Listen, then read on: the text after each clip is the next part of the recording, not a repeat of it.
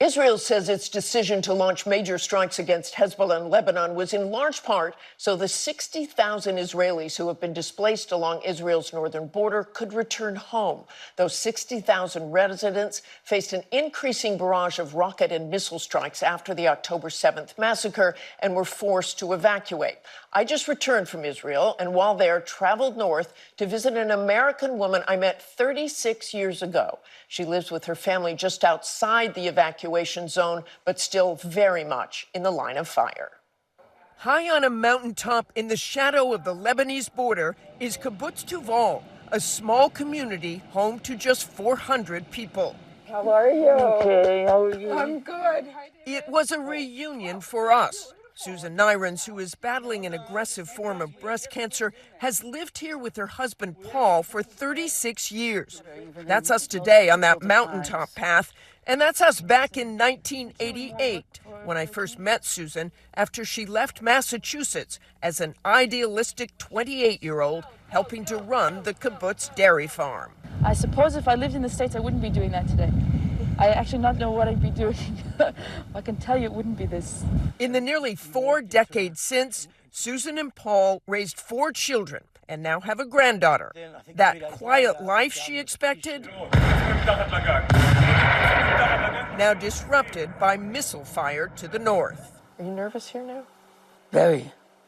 On a personal level, I feel like I'm in 2 wars at the same time.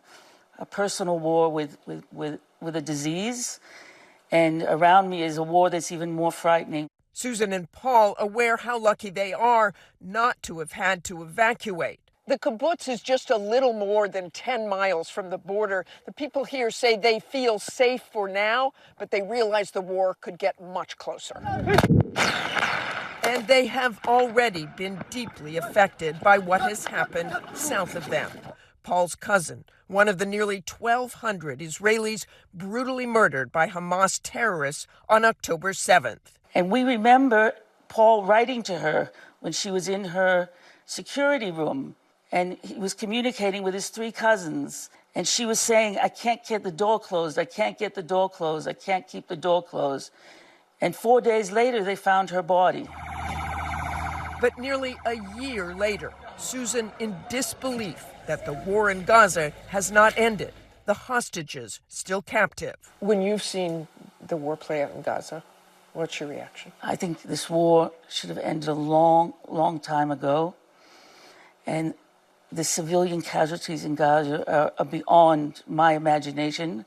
I don't blame it all on Israel.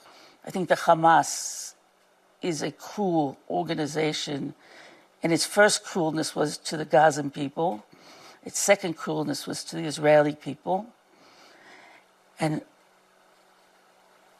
I feel right now that we have really been taken for a ride by our government. The kibbutz is bordered by the village Deir al-Assad, home to many Arab Israelis, Arabs who accepted Israeli citizenship.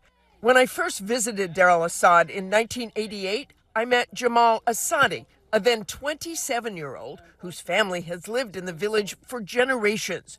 36 years ago, he predicted conflict would persist. I am pessimistic, I think.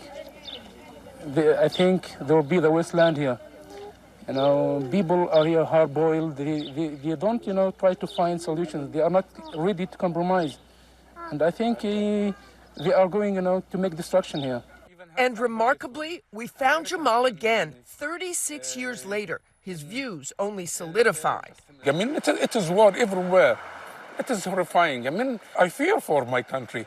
I want my country to, let's say, to stay and to live, but not of course, under these conditions. For nearly 4 decades, Asadi says he has only wanted one thing. It's very difficult to live this way. We know that we live in Israel. We are loyal to the state of Israel. But on the other hand, we feel that our state is destroying our nation, is destroying our people, and we want peace. Today, that peace still only a dream. For Asadi, peace can stop everything, and we want peace. And for the Nyrens as well. Would you have ever believed 36 years ago when you moved here that this is what you'd be dealing with today? I never understood then how people could live like that for years. and I never wanted to have it happen again. It's an unreal way to live. I checked back in with Susan Nyrens this weekend after Nasrallah's assassination. Susan told me with the strikes intensifying, life in Tuval has come to a halt. Even her chemotherapy has been moved next to a shelter for safety.